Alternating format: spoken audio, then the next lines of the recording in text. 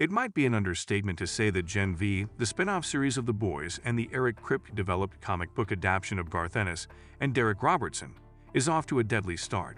Because wow, does it give us a lot of blood in the opening scene.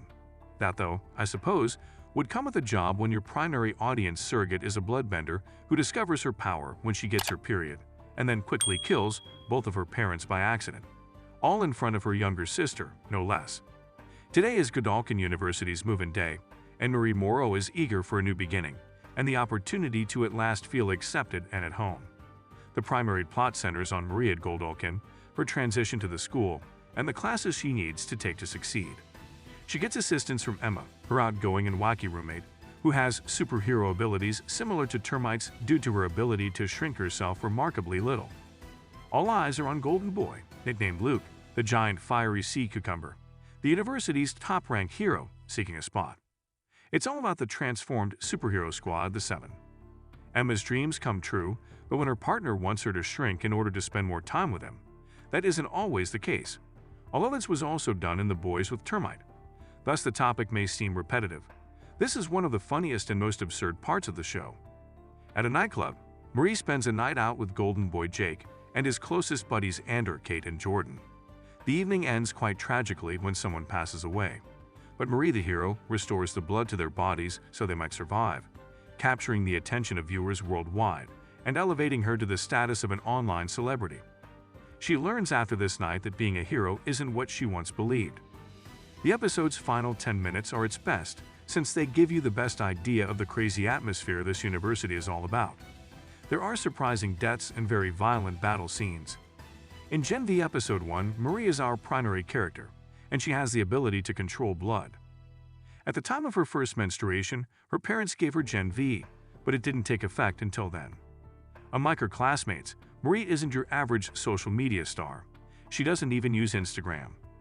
Marie wishes to major in crime fighting at Godolphin, but she is removed from the course, much to her dismay, because she does not use social media. Marie's primary objective is to become a member of the Seven in order to prove herself. But our shy, compassionate, 1-8 police officer could be the rebel we all root for, one who tries to append the idyllic, peaceful high school. Since 1965, Godolphin University has been producing the brightest and most talented superheroes. Above all, though it's a family, a group of peers and teachers who will embrace you for the distinct, culturally diverse change agent that you are. Or that's what they would like you to believe.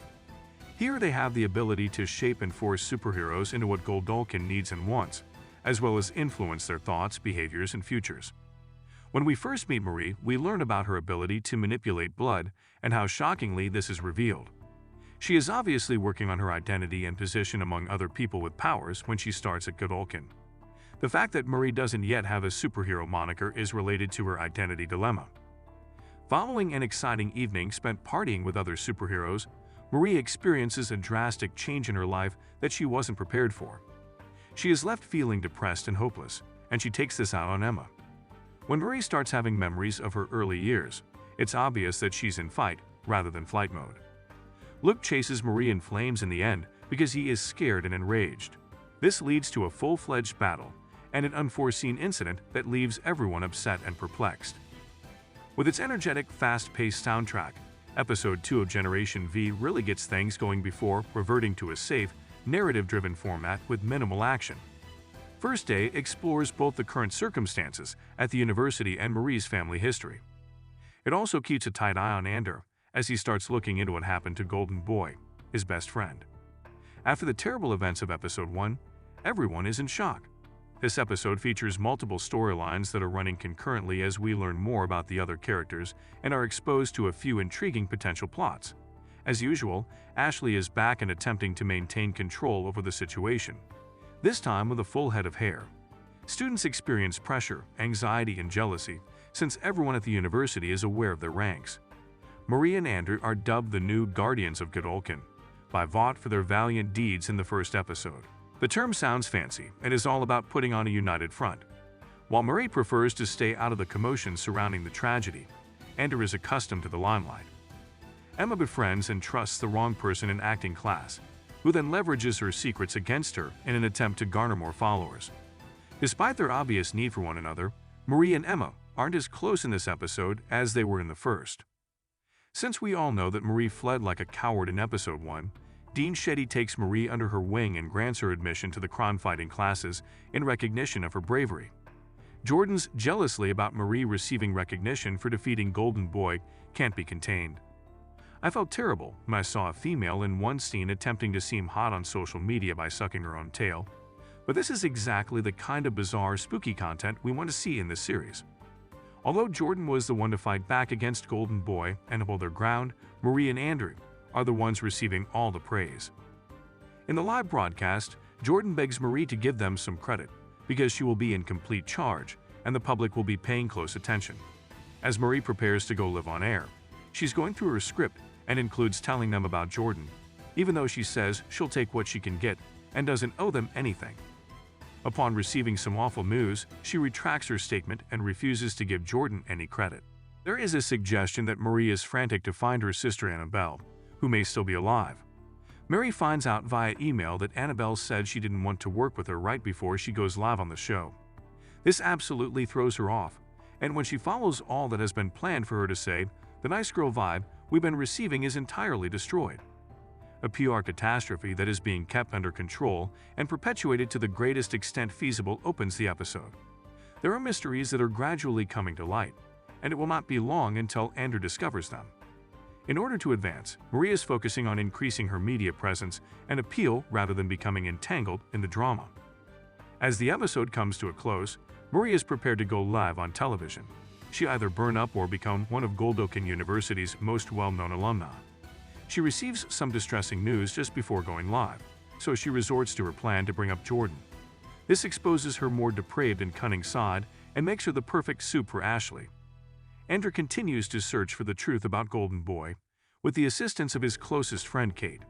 After they are both on the verge of being apprehended, Kate collapses to the ground, possibly dead. Although we don't know enough about this woman to genuinely care if she survives or dies, this suspense of an ending is intriguing. Secrets are about to be revealed, and perhaps this will happen soon rather than taking a long time. Since Gen V's third episode is the last of the first set of episodes to be aired all at once on Prime Video, it has to feature an incredible fight sequence and cliffhanger to keep viewers interested, right? False. It starts off slowly, solemnly, and a little dull. By now, it takes more than just a routine snob to get our creative juices flowing. ThinkBrink delves further into the character's psychological and physical health, and we get to see a lot more of Sam at last. A brief overview of his abilities, the secrets Godolkin University has been holding, and the people who have been holding them are revealed.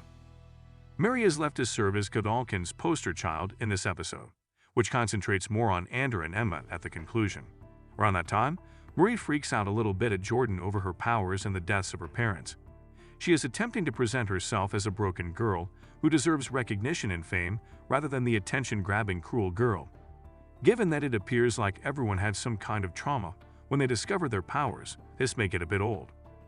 Kate and Andrew grew closer than ever in episode 2 as they uncovered the truth about Godolkin University, while on a quest to find out more about what really happened to Golden Boy. In my opinion, a bit too near. On this magnificent, glittering night of the gala fundraiser, a lot of our heroes must confront their greatest adversaries to date, their parents. This is the ideal chance to keep everyone occupied while Andrew enlists Emma in his missions by enabling her to use her minuscule abilities to help sneak around and locate Sam. The funniest sequences are those involving Sam and Emma, but sadly, they don't last long because this occurs at the conclusion. Emma and Marie make up. Their friendship has gotten a touch tense in episode 2. The two roommates talk about their monster abilities and how they purposefully hurt their bodies in the beginning of the scene. They both demonstrate their concern for one another and assert their influence over the other. Emma gives Marie a strong hug after she apologizes to her during the gala in the ladies' restroom. It's obvious that these two need to be friends. Emma holds her while Marie urinates on the toilet. It's kind of cute and strange at the same time. While Emma is in Sam's cell having a pleasant conversation, Andrew sends Emma on a mission to find him. Meanwhile, a guard enters Sam's chamber and sets off the alarms. Little Emma kills the guard by fighting with him, but she is unable to flee as additional guards arrive. Similar to the first two episodes, the biggest action and excitement occurs in the last 5 to 10 minutes. By the conclusion, Emma is in Sam's cell with him, and a guard is electrocuting him to prevent him from using his talents. We're not sure how they know there is an intruder, but they sound the alarms when they sense it. Emma leaps onto the guard, piercing his skull and ears, and ends his life. She is now covered in blood, little and alone, with no one to save her when more guards arrive as a result of this. Though Marie doesn't want to be involved in the drama, she will have to in order to save her best friend, as we know that Andrew has admitted to Kate, Jordan, and Marie that he did something horrible with Emma.